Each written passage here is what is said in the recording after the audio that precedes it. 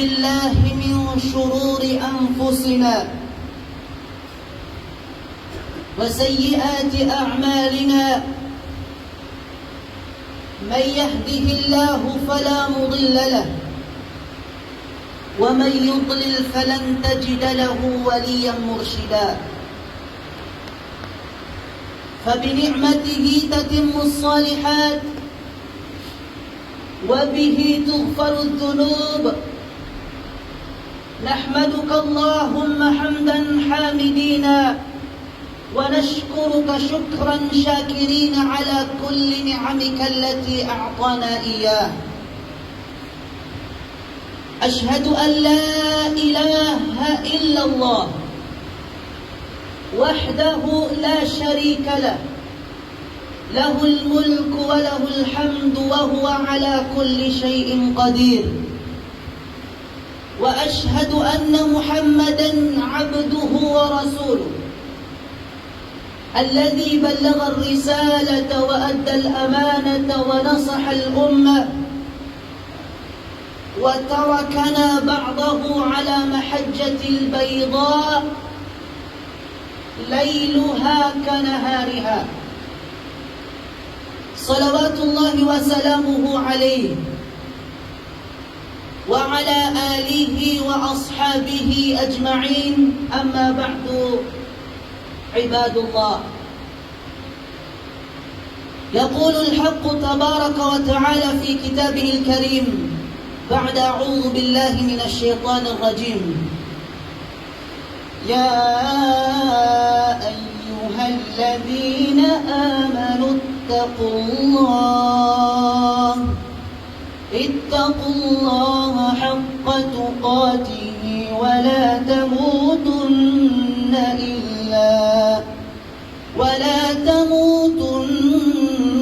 إلا وأنتم مسلمون. وقال النبي محمد صلى الله عليه وسلم اتق الله حيثما كنت وأتبع السيئة الحسنة تمحها وخالق الناس بخلق الحسن. وبعد mga alipin ng Allah subhanahu wa ta'ala, mga minamahal na magulang, mga kapatid sa pananampalatayang Islam, sa kabila ng lahat ng ating pagpupuri at pagpugay sa nag-iisang tagapaglikha ang Allah subhanahu wa ta'ala at pagpapasalamat mula sa lahat ng kanyang iginawad sa atin mga alipin ng Allah, nararamdaman man natin to or hindi, nakikita man natin to or hindi, kapiranggot man ito or marami, mga alipin ng Allah, ako'y sumasaksi na walang ibang Diyos na karapat dapat sambahin maliban kay Allah subhanahu wa ta'ala lamang at wala nang iba pa. Sa Kanya lamang tayo dapat sumamba. Sa Kanya lamang tayo dapat humiling. Sa Kanya lamang tayo dapat magpakupkup mula sa kasamaan ni Satanas at kasamaan ng ating mga sariling gawa, mga alipin ng Allah subhanahu wa ta'ala. At ako din ay sumasaksi na si Propeta Muhammad, huling sugo ng Allah, minsahero ng Allah subhanahu wa ta'ala para sa buong sanlibutan at buong sangkatauhan, mga minamahal na tagapakinig. Mga alipin ng Allah subhanahu wa ta'ala, parang kailan lamang na tuluyan na naman na maalam ang buwan ng Ramadan. Napakabilis at parang kahapon lamang. Ngunit ang bawat isa, mga alipin ng Allah subhanahu wa ta'ala, tanungin niya ang kanyang sarili, ano ang pagbabagong naidulot sa iyo ng buwan ng Ramadan? Hindi bagat unang-unang napapaloob sa buwan ng Ramadan ay pag-aayuno, na ang pag-aayuno na ito ay nagiging sanhi, nagiging dahilan, nagiging daan upang tayo'y maging matatakutin. Hindi tayo nag-aayuno na pinipigilan lamang natin ang ating gutom, ang ating uhaw, ang sarili nating kagustuhan upang matawag na pag-aayuno. Hindi, mga alipin ng Allah. Nag-ayuno tayo sa buwan ng Ramadan, la'allakum tattaqun, na baka sakali tayo'y magkaroon ng takot, maging matatakutin kay Allah subhanahu wa ta'ala. At ngayon, kumusta kapatid sa pananampalatayang Islam? Zad, notice, amma zad. May nagbago ba? Lumakas ba ang takot mo kay Allah? Nabawasan? O nananatili ka na lamang, mga kapatid, sa pananampalatayang Islam? At ang bawat isa'y tanungin niya ang kanyang sarili. Bakit? Dahil labas kay Allah subhanahu wa ta'ala, maliban kay Allah subhanahu wa ta'ala, tayo ang lubos na nakakaalam sa mga gawain ng bawat isa sa ating mga alipin ng Allah. At dito ko ikukunik ang maikling paksa na nais kong ipahiwatig sa bawat isa. Ano ito, mga alipin ng Allah? Mga minamahal na tagapakinig, bigyan na natin ng malaking oras, importansya, ang paghiling kay Allah subhanahu wa ta'ala sa kanyang yakin, huda, taqwa, iman, na kung saan konektado na ito ay makamtan natin ang paraiso ng Allah subhanahu wa ta'ala. Yakin na makamtan natin ang paraiso.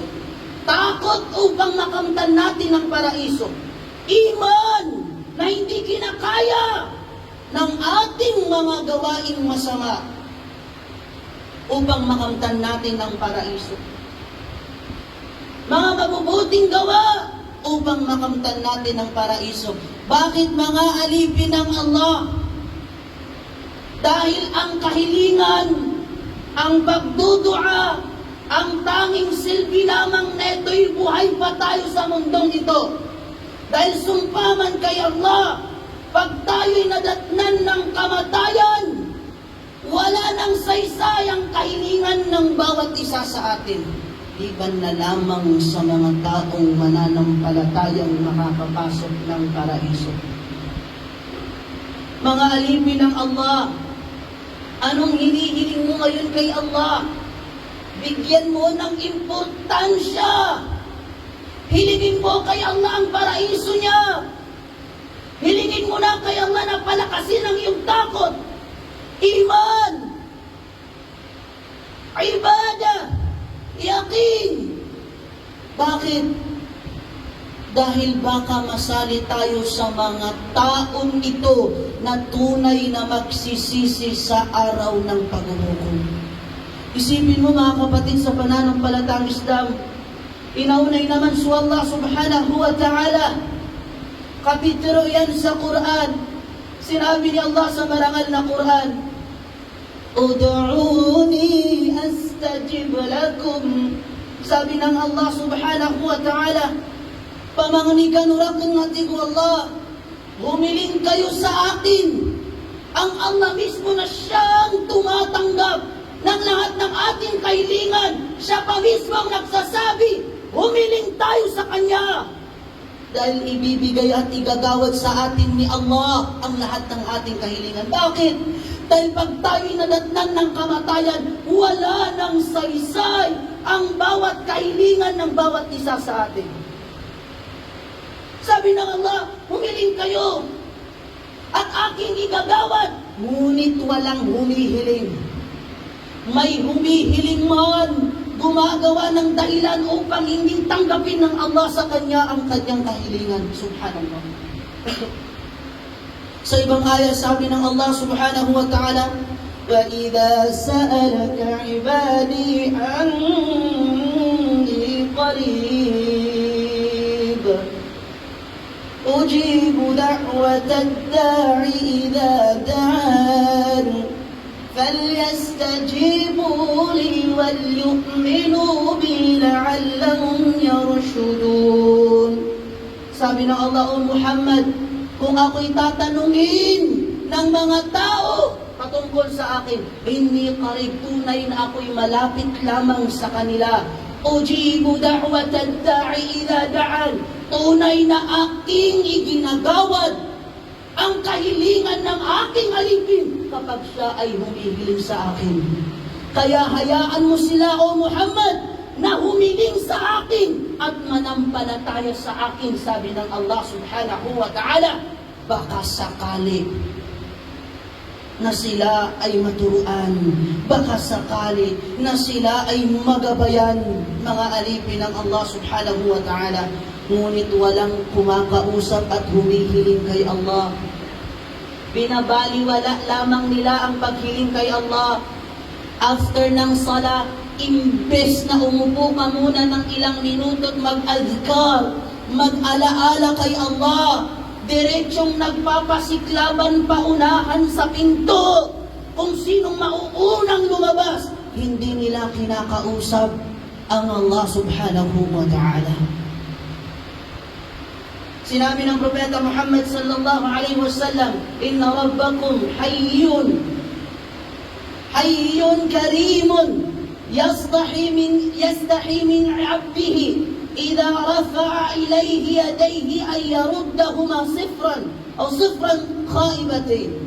Sinabi ng Propeta Muhammad sallallahu alaihi wasallam, tunay na ang Allah subhanahu wa ta'ala naganap na maluwag na mapagbigay, na kung saan nahihiya siya sa kanyang alipin, na itaas ang kanyang kamay, na humiling sa kanya kay Allah subhanahu wa ta'ala, na hindi niya tanggapin ang kahilingan ng kanyang alipin. Allahu Akbar.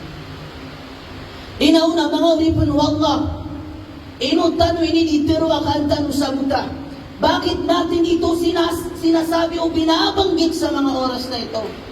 Wallahi, kapag tayo ay nadatnan na ng kamatayan, wala nang saysay ang bawat kahilingan ng bawat isa sa atin. Ano man ang nire-request mo, wala ka nang magagawa, wala nang saysay. Puro kaligawan na lamang ang mangyayari sa lahat ng iyong kahilingan. Hayaan niyong ibahagi ko sa bawat isa sa atin ang apat na magiging senaryo ng mga tao sa impyerno, na kanilang mga kahilingan, pangarap na hindi nila hiniling nung sila ay nabubuhay sa mundong ito. Allahu Akbar. Apat na senaryo, mga alipin ng Allah. Hiling ko kay Allah na ang bawat isa sa atin ay matutunan ito. Mga alipin ng Allah, sinabi ng Allah subhanahu wa ta'ala sa marangal na Quran, وَأَنذِرِ النَّاسِ. O Muhammad, bigyan mo ng babala ang mga tao. يَوْمَ يَأْتِيهِمُ الْعَذَابُ يَوْمًا مِنَ الْعَذَابِ أو كما قال, sinabi ng Allah subhanahu wa ta'ala, وَأَنذِرِ النَّاسَ يَوْمَ يَأْتِيهِمُ الْعَذَابُ. O Muhammad, sabihin mo, paalalahanan mo ang mga tao sa mangyayaring kaparusahan sa araw ng paghuhukom. Subhanallah. فَيَقُولُ الَّذِينَ ظَلَمُوا. Sasabihin ng mga taong mapaggawa ng kasalanan, kabuktutan, kasamaan sa araw na iyon. Anong kanilang sasabihin? رَبَّنَا أخرنا إلى أجل قريب نجب دعوتك ونتبع الرسل. Subhanallah. Sasabihin ng mga gumagawa ng masama, pag madadatnan na sila ng kamatayan, anong sasabihin nila? Ya Allah, i-delay mo sa akin ang iyong parusa. Ya Allah, i-delay mo sa akin ang kamatayan. Dahil susundin na kita. Susundin ko na ang iyong propeta. Pagsisisi mga alipin ng Allah. Tunay na pagsisisi. Anong sasabihin sa kanila ng Allah? Anong sasabihin ng Allah? أَوَلَمْ تَكُونُوا أَقْسَمْتُمْ مِنْ قَبْلِ Hindi ba kayo'y nangangako na? Hindi ba kayo'y nangako na? Nung nabubuhay pa kayo sa mundo. Grabe yung mga pangarap o pangako ninyo. Sumpa ninyo na inyong sinasabi, malakum min zawan, na ang pamumuhay sa mundong ito ay walang katapusan. Ang mga biyaya sa pamumuhay sa mundong ito ay hindi nagtatapos. Hindi bagat tunay na bawat isa'y na-focus tayo sa mga makamundong bagay. Mundo, mundo, mundo. Minahal natin ang mundo. At sa sobrang pagmamahal natin, nakalimutan natin ang araw ng paghuhukom mga alipin ng Allah subhanahu wa ta'ala. Ang sabi ng Allah sa ibang ayat, hatta idha jaa ahaduhumul maut qala rabbi irji'un. Hanggang sa ang bawat isa sa atin, pag nadatnan na ng kamatayan, ang bawat isa ay magsasabing, Ya Allah, pabalikin mo ko sa mundo, Ya Allah. Gagawa na ako ng mabuti. Allahu Akbar. Allahu Akbar, mga alipin ng Allah. At ito ang magiging senaryo sa araw ng paghuhukom.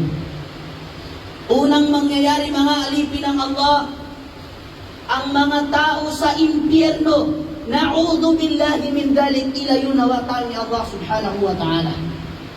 Ang mga tao sa impyerno, yung mga taong makakapasok sa impyerno, pupunta sila at lalapit kay Allah. Bakit? Nasa impyerno na sila eh. Natitikman na nila pagkataama nilan din, kiyamasaan nilan din. So langon, unigiran di teroon kung kauyagugiran sa dunia. Akaswas-was sa ano nga na mauri, na kay kiyamasaan nilan din, kiyatama nilan din. Magubay sirang ko Allah, pemangnisirang si ko Allah, hihiling sila kay Allah subhanahu wa ta'ala. Dahil yun nga yung time na punto na kung saan natitikman na ng mga tao sa impyerno ang parusa sa impyerno. Anong sasabihin nila? Lalapit sila kay Allah, kanilang sasabihin, Rabbana akhrijna fa in udna fa inna zalimun. Na'udhu billahi min dhalik. Sasabihin ng mga tao sa impyerno, Ya Allah, Ya Allah, ilabas mo kami rito, Ya Allah. Ya Allah, ilabas mo kami sa impyernong ito, sa parusang ito, sa sitwasyong ito, Ya Allah. Fa in udna, fa inna zalimun. Ya Allah, sumpaman, kung kami ay babalik sa aming mga gawaing masama, tunay na kami ay mapaggawa ng kasamaan, Ya Allah. Sipin mo yun. Nasa apoy na ng impyerno, nadatnan na ng kamatayan, at dahil natikman na nila ang parusa at tindi ng impyerno na parusa ng Allah, sasabihin nila, Ya Allah, palabasin mo kami dito, Ya Allah. Pipikira nga man, hayori pa nung Allah, lagi-lagyang kaya kakot, kaya wagyang kaya dunia. Sagyang kaya oras, napagbakagiraw ka pa na, sumunta sa mga darpad na irkunon ka, mapagbakakapian, so pagkagda makaamayaw, nagya inada. Kapag kaya gumiro ka kay fulan, ay fulan napakada kung asambasin sa gina na aircon ka. Baka sundaw nga pasisagyan ka na aircon ka. Baka inuma kung asagyan ka na matong gawain. Nagyain ada. Sa ibang aya, sinabi ng Allah subhanahu wa ta'ala, وَهُمْ يَصْطَرِخُونَ فِيهَا رَبَّنَا أَخْرِجْنَا. Ang mga tao sa impyerno'y mananangis kay Allah. Ang mga tao sa impyerno magmamakaawa ng malakas kay Allah. Baka hindi sila naririnig eh. Ya Allah, akhrijna ya Allah. Ilabas mo kami dito sa apoy ng impyerno ya Allah. Akhrijna ya Allah. Na'mal salihan ghayra alladhi kunna na'mal. Ya Allah, sasabihin ng mga tao sa impyerno, sumbaman, ilabas mo lang ako sa apoy ng impyerno ya Allah. Hindi na ako gagawa ng kasamaan tulad ng aking ginagawa nung nabubuhay ako sa mundo. Puro kabutihan na, Ya Allah. Puro kabutihan. Ilabas mo lang ako sa impyernong ito, Ya Allah. Allahu Akbar. Anong isasagot sa kanila ni Allah? Anong isasagot sa kanila ni Allah? Sasabihin ng Allah subhanahu wa ta'ala, أَوَلَمْ نُعَمِّرْكُمْ مَا يَتَذَكَّرُ فِيهِ مَنْ تَذَكَّرَ وَجَاءَكُمُ النَّذِيرُ. Sabi ng Allah subhanahu wa ta'ala, ano bang sinasabi mo ngayon? Ano bang hinihiling mo ngayon? Hindi bagat binigyan namin kayo ng sapat na haba ng buhay upang kayo ay makaalala. Binigyan namin kayo ng sapat na haba ng buhay upang kayo ay makaalala. At yung mga nais makaalala ay makaalala. Waja'akumun nabi. Hindi bagat dumating sa inyo ang mga babala ng propeta ng Allah, ng ating mga ulama. Dumating sa atin ang babala sa darating na parusa, paghuhukom sa araw na ito, mga alipin ng Allah. Sabi ng Allah subhanahu wa ta'ala, humiling ka, fadhuku. Sabi ng Allah subhanahu wa ta'ala, hindi. Tikman mo, lasapin mo ang parusa ng gawain mo nung nabubuhay ka sa mundo. Subhanallah. At sinabi ng Allah subhanahu wa ta'ala sa marangal na Quran, وَمَا لِلظَّالِمِينَ مِنْ نَصِيرٍ. Tunay na ang taong gumagawa ng kabuktutan, kasamaan, na nakapasok sa impyerno, wala ni isang tulong ang makakarating sa kanya. Wala ni isang tulong. Walang saysay ang hiling mo. Walang saysay ang pagnanangis mo. Walang saysay ang paghiling mo, pagmamakaawa mo. Dahil binigyan ka na ng Allah ng sapat na haba ng buhay sa mundong ito, pero anong ginawa mo o alipin ng Allah? Anong ginawa mo? Sa ibang aya, ang sagot ng Allah subhanahu wa ta'ala, ikhsa'u fiha wa la tukallimun. Pero Allah subhanahu wa ta'ala, tatarka, sangkadun, dayon sa dayon, na dia kung kapulidyarain, na dia kung kapulidyarain mo Allah subhanahu wa ta'ala. Diyan ka na, manatili ka dyan ng habang buhay. Sabi ng Allah subhanahu wa ta'ala, at huwag kang mangusap sa akin, sinabi ng Allah subhanahu wa ta'ala. Allahu Akbar, mga minamahal na kapatid sa pananampalatang Islam. Ito ay isa lamang sa senaryong mangyayari, magaganap sa araw ng paghuhukom sa mga taong nakakapasok ng impyerno. Pangalawang senaryo na mangyayari sa araw ng paghuhukom, nung lumapit sila kay Allah, Sinagot sila ng Allah, walang saysay ang kanilang kahilingan. Ngayon naman ay susubukan nilang lumapit sa Maliku Jahannam. Subhanallah. Dahil hindi sila makahiling kay Allah, lumapit o lalapit ang mga tao sa impyerno, sa hari ng impyerno. Subhanallah. Lalapit sila.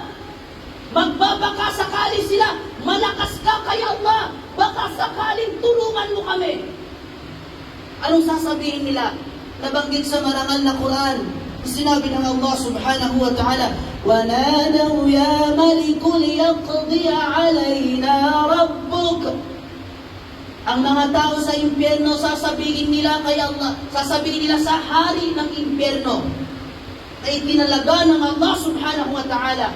Sasabihin nila, Ya Malik, o ikaw na hari ng impyerno, malakas ka kay Allah, baka maaari, baka sakali na kaya mong sabihin sa Kanya, itigil na to. Itigil na to, hindi na namin kaya. Itigil na. Hindi na namin kaya.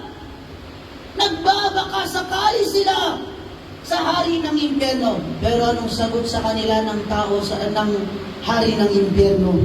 Sasabihin sa kanila, Qala innakum makithun. Nasaan ba kayo? Nasaan ba kayo?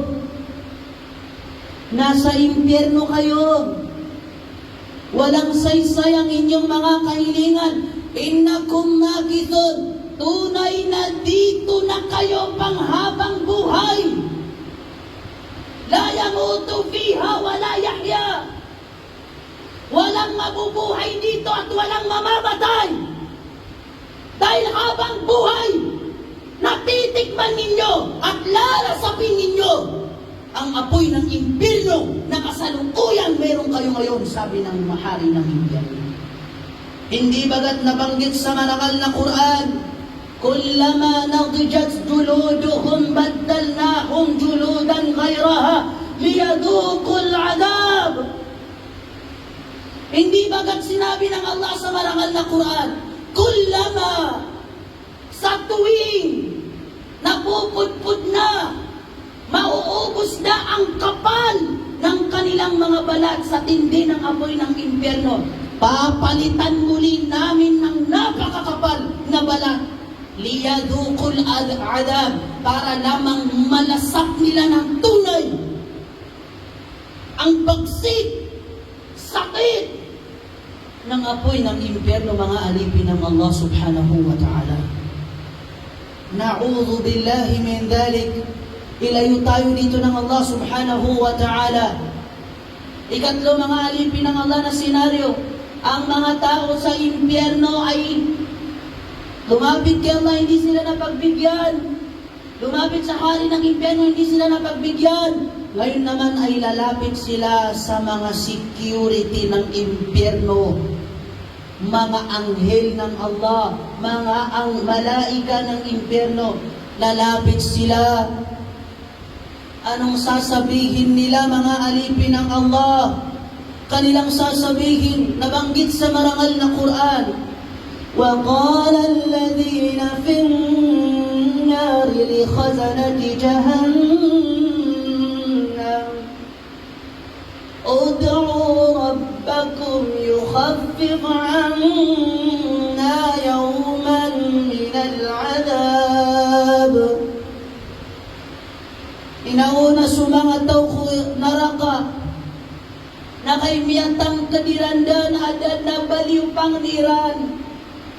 Miyatang kadiran adad na kubayaniran sa tabang. Kagpamangniyan sa tabang na magubay sirang kung mga malaika kunaraka. Security unaraka na pagdaro ni ranon. Nauba midi mampamangni. Apya sa lumambo.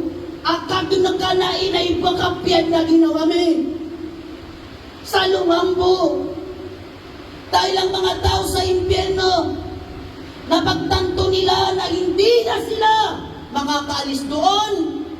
Walang saysay ang kahilingan nila. Walang saysay ang mga sinasabi nila.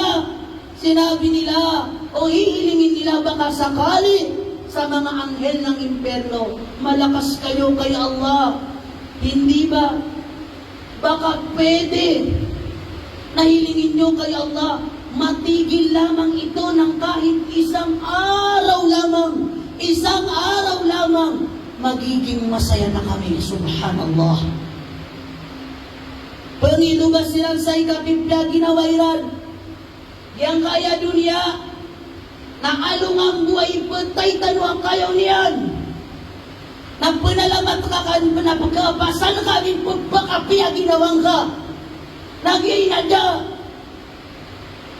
Kadayon sa dayon naruntanong din mga ulit ng Allah. Sasagutin sila ng mga anghel ng impyerno.